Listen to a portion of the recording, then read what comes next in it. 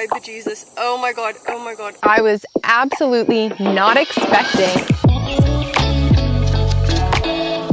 Hello YouTube, welcome back to my channel. For those of you new here, my name is Allie DeAndrea. I'm a hunter, an angler, a public lands advocate, and a lover of all things outdoors. Welcome to my channel. Tonight, we have a very fun archery review and demo, and that is of this guy right here. So this is the Scott Caliper release with a molded grip. I bought this guy off of Amazon, and it was purely because I've never seen anything like this before and I had to try it. Once I bought it, I showed Nick, and he actually has a friend that uses this and loves this. I have shot it once before. Oh my bejesus. Oh my god, oh my god, oh my god, oh my god.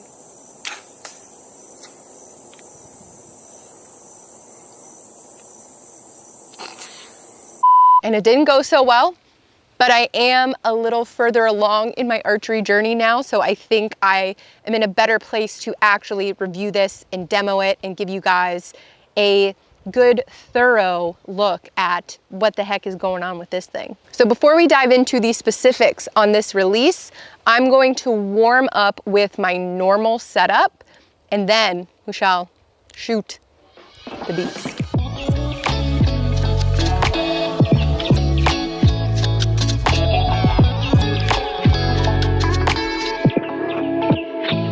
So this is the release that I typically shoot. It is a True Fire. I don't know the exact name of it, but it is just your standard dual caliper wrist strap release.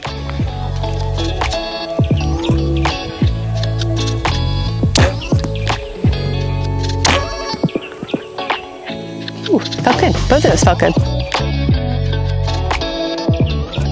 Let's get into some specifics on this guy. So I did visit Scott's website, so I have some information directly from the source. So the caliper on this release, as you can see, is a dual caliper. So when you touch the trigger, both sides of the caliper open simultaneously.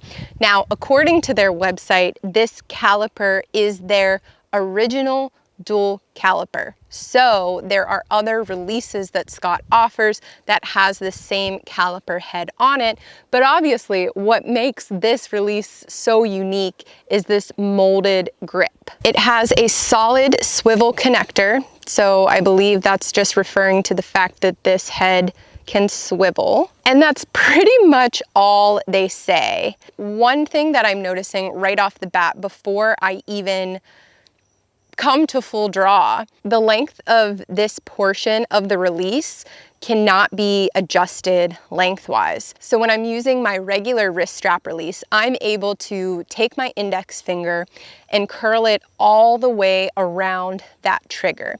That is the proper technique when shooting a release. Now, quick disclaimer, I am no expert. I know that over the years, I've had a lot of issues with my release, and it's something that I'm finally addressing now.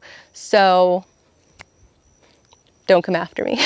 When we're talking about proper shooting technique, you want to bring the knuckle of your index finger back to your earlobe and then wrap that index finger around the trigger completely. And then you're going to use back tension to then pull back, slowly surprise release that arrow from your bow instead of using your finger to punch the trigger like I tend to do sometimes and definitely did in the past. This trigger is very sensitive right now, which I think will be to my benefit for a surprise shot. I'm not expecting much out of this. I'm actually a little terrified. So we just realized that I've been holding this thing incorrectly the whole time. It's no wonder that my trigger finger can't reach the trigger because I'm holding it one step back. Do you see? I thought this was how I was supposed to hold it. No. This. I was holding it wrong the whole time. So now, like this, my trigger finger can curl around it in the proper way.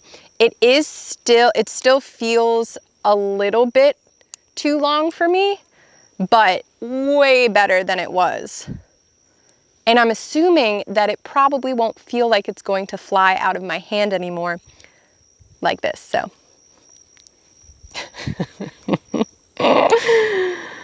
I hope I'm not the only one who made that mistake. Although actually this still feels pretty loosey-goosey, but let's give it a go. That still feels great. Whoa.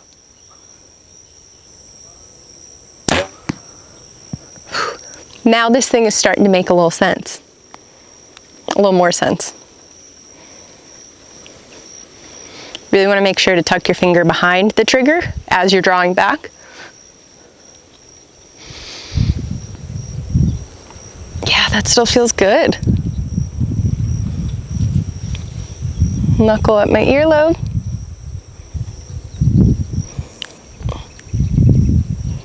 Except now I'm feeling like, I think you'll be able to see that. Now I feel like I'm pinching my face. It's like when my finger comes around it, because there's more of my finger coming around it, the side of my index finger is actually like pinching the skin on my face. Feels weird. Yes, like see that? It's like pinching my face. Yeah, I just got big old cheeks.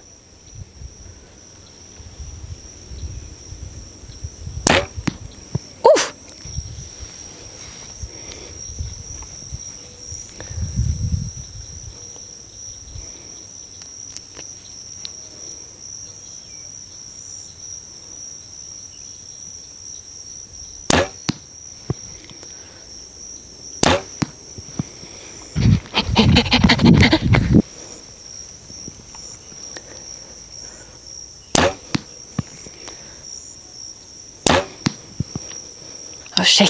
I was shaking on that one. That was the best grouping that I had with this. I think that's natural though. The more that I shoot it, the more comfortable I'm becoming with it, and the better my groupings are. All right, let me give you my final thoughts on this bad boy. So I'll do this sort of in a pro and con manner. So as far as the pros go, this dual caliper release is a very high quality as far as dual calipers go. I've used some different types of wrist strap dual calipers in the past by Scott, and they're just very consistent with their quality. This trigger has a fairly high sensitivity, which I really like, but it is adjustable, so you can adjust that sensitivity sort of to your liking. You can see that both calipers open simultaneously, which is excellent. And I also really like how this head swivels from the rest of the grip, because again, it was giving me that space that I needed to get my trigger finger, you know, around the actual trigger. Another huge pro that I was absolutely not expecting and sort of blown away by is how comfortable it felt to actually draw my bow back with this thing. I swear the first time that I shot this, I felt like it was going to fly out of my hand. It felt so awkward and uncomfortable. I didn't like it at all. But at that time, I was still drawing with a low elbow. So I know you guys are probably sick of me talking about this, but I used to draw a slightly higher bow poundage with my elbow low in order to sort of protect my shoulder. And I would draw with my elbow low and then bring my arm up into position. And now I have switched to this high elbow draw cycle for a number of reasons, which I'm not going to get into in this video. But this style release really lends itself to that kind of draw cycle, which most people have. My little elbow thing was not the norm, I would say, also just not proper. It makes me really want to try more thumb releases or hinge releases.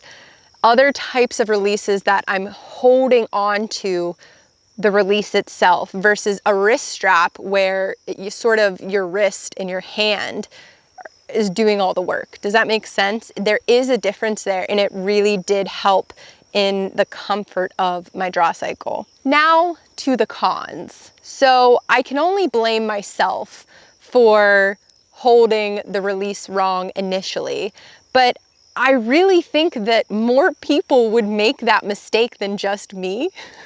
Maybe not. This feels natural to me. It looks natural, but when you shimmy it up, it is much more comfortable, obviously, because that's the way it was designed. I do still think that the biggest con is that this length is not adjustable. If I could make it even a little bit shorter, I could really wrap my finger all the way around it. It's just not quite right for me. But it's close. It's close. The other thing that I was noticing was once I did transition the grip, my finger was sort of pinching against my cheeks as I was trying to wrap this finger around. Now, it didn't take more than just a little wiggle to avoid that pinch, but it was enough that in the moment of a hunt, I could see that either being annoying or end up messing up my anchor point because I'm fidgeting with my release. Overall, I am so pleasantly surprised by this thing.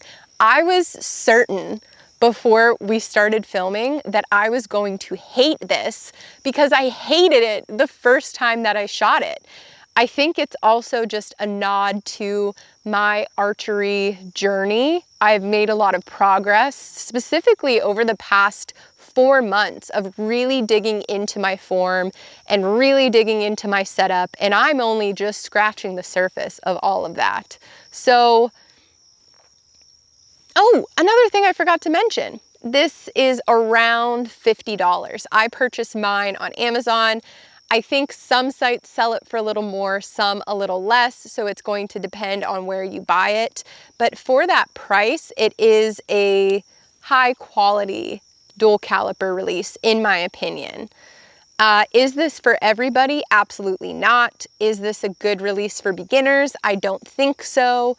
And honestly, I kind of think that I want to try a thumb release more than this. Because I enjoy the grip for my draw, I think switching to a thumb release or a back tension release or something of that sort will be an even more enjoyable experience than this guy. So that is it, you guys. Thank you so much for watching. I hope you enjoyed this video, and I will see you guys in the next one.